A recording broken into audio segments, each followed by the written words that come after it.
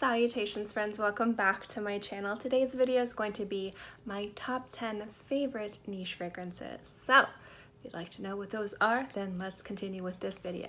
Keep watching. Now, a little disclaimer, like I did on my last video, which was my top 10 favorite designer fragrances. This will be in sequential order, 10 to 1. So I normally don't do that with my top 10 list, but I figure it would give me a little bit more of a challenge.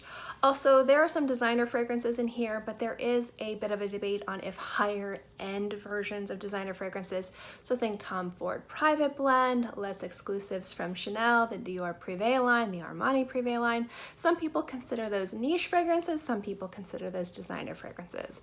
I decided for the sake of these two videos, designer were going to be the fragrances that if you went into like Macy's or Dillard's, that they would be at the fragrance counter in the designer section, and then the higher end versions, since they are considered to be more niche like fragrances or niche fragrances, will be part of this list. So anyway, now that I've said that, let's get on to the video. So number 10, this used to be in my top 5, and this is still a favorite fragrance of mine. The reason why this one is lower on the list is just because there's so many more fragrances in my collection and so many more different things that I've tried that pretty much like the bottom 5 could all be equal with each other. But there's reasons why I like the others more than the others. But this is still a top quality scent. I love it a lot. And it's from 4160 Tuesdays London, and it's Oh My Soul. I backed this Indiegogo project, I smelled it, I fell in love with it, and it has been one of my favorite fragrances since. Number 9 is going to be the remarkable success of Mr. Harrod.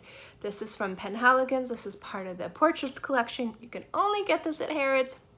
I had to get a friend of mine who lived in the UK. She was coming to the States, and I was like, please can you get this for me? Obviously I paid for it, I gave her the money for it, and she brought it over for me, and it's just been absolutely a love of mine. It is such a remarkable, which is perfect, oud fragrance.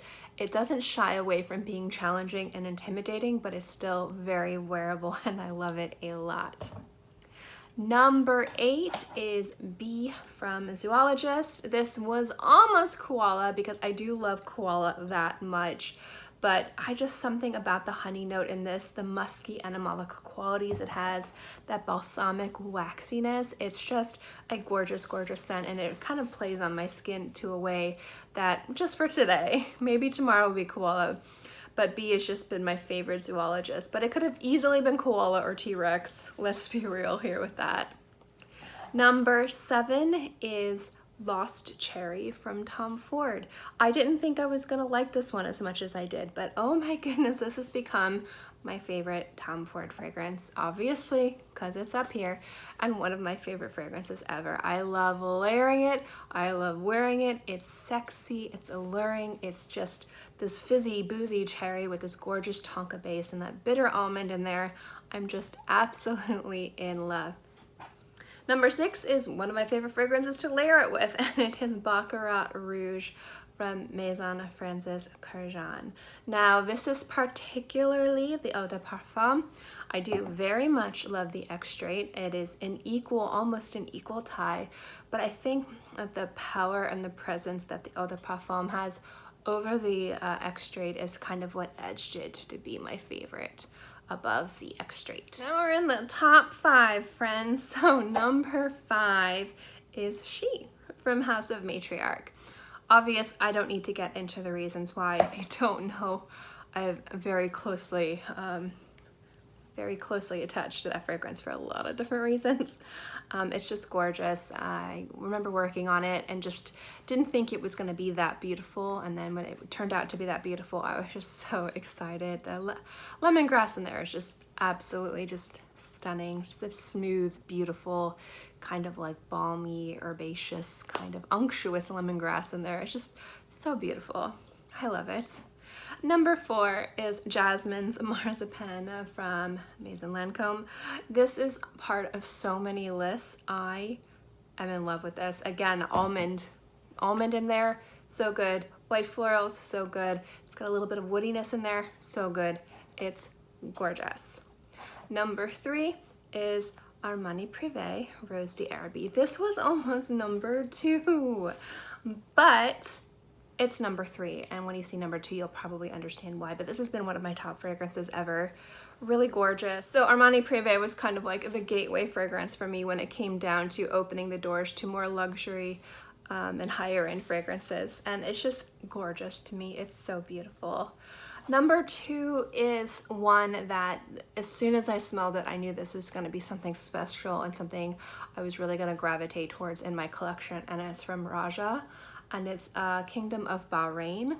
This is beautiful. Now on my skin, it comes off as a beautiful lemon cookie.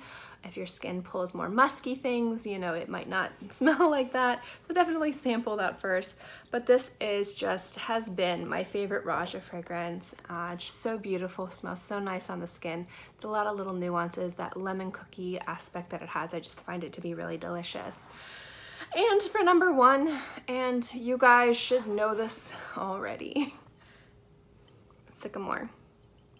So good. I don't need to mention anything else about that. Now, there might be a few fragrances here that you might think to yourself, where is Iris Ganache? Where is Portrait of a Lady?